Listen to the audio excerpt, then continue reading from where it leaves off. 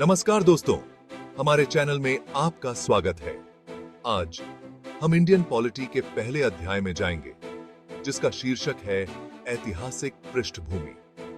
यह अध्याय बहुत महत्वपूर्ण है क्योंकि यह भारतीय संविधान के विकास को समझने की आधारशिला रखता है। तो चलिए शुरू करते हैं। विवरण में जाने से पहले यह जानना महत्वपूर्ण है कि भारतीय संविधान एक रात में नहीं बना। यह ब्रिटिश शासन के दौरान कई सदियों की राजनीतिक और संवैधानिक विकास की परिणति है। यह अध्याय हमें उसी ऐतिहासिक यात्रा के माध्यम से ले जाएगा।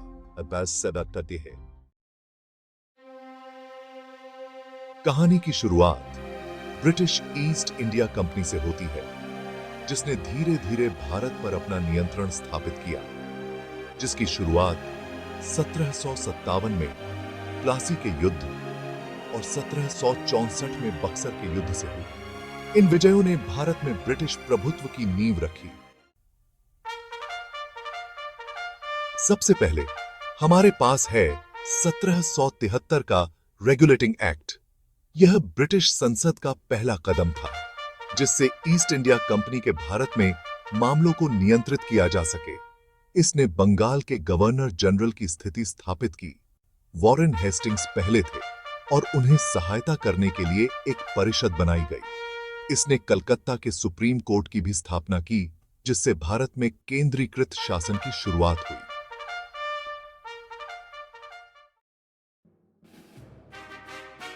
अगला है 1784 का पिट्स इंडिया एक्ट। इस अधिनियम ने कंपनी के वाणिज्यिक और राजनीतिक कार्यों के बीच अंतर किया। इसने ब्रिटेन में एक बोर्ड ऑफ कंट्रोल की स्थापना की, जो भारत में राजनीतिक मामलों की देखरेख करता था। में राजनीतिक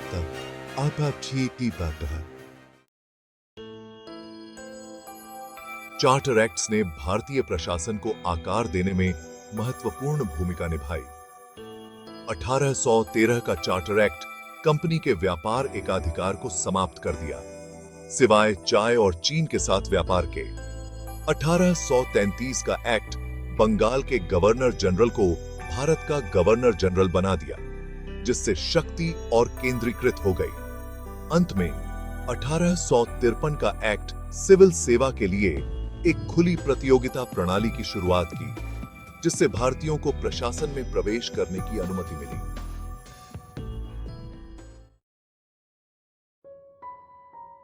क्राउन शासन 1858 से 1947।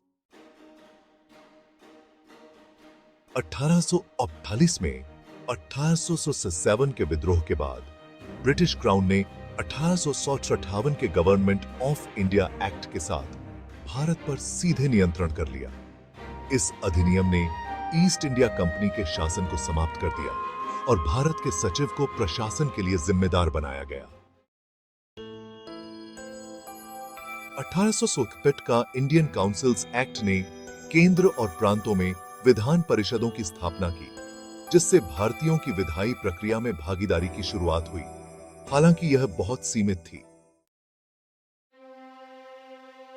1909 का इंडियन काउंसिल्स एक्ट, जिसे मौर्य मिंटो सुधार के नाम से भी जाना जाता है, ने मुसलमानों के लिए अलग निर्वाचन क्षेत्रों की शुरुआत की। यह एक महत्वपूर्ण और विवादास्पद कदम था।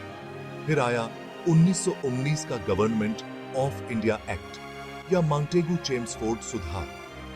इस अधिनियम ने प्रांतों में द्विशासन की शुरुआत की, एक प्रणाली जहां कुछ क्षेत्रों का प्रशासन भारतीय मंत्रियों द्वारा किया जाता था और अन्य ब्रिटिश द्वारा आरक्षित थे। स्वतंत्रता से पहले के सबसे महत्वपूर्ण अधिनियमों में से एक था 1935 का गवर्नमेंट ऑफ इंडिया एक्ट। इस अधिनियम ने एक अखिल भारतीय संघ का प्रस्ताव रखा और प्रांतीय स्वायत्तता की शुरुआत की। इसने संघीय संरचना और केंद्रीकृत न्यायपालिका की नींव रखी, जिसने हमारे संविधान को भारी रूप से प्रभावित किया। अंत में 1947 का इंडियन इंडिपेंडेंस एक्ट ने भारत में ब्रिटिश शासन का अंत कर दिया। इस अधिनियम ने भारत और पाकिस्तान के विभाजन की ओर अग्रसर किया और स्वतंत्र राज्य भारत की स्थापना के लिए ढांचा तैयार किया।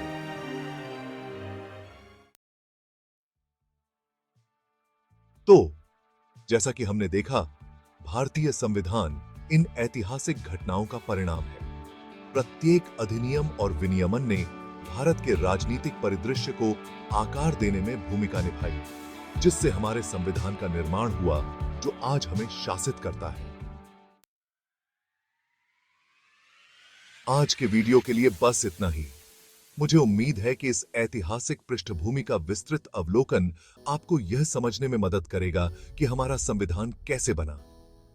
अधिक शैक्षिक सामग्री के लिए हमारे चैनल को लाइक, शेयर और सब्सक्राइब करना न भूलें।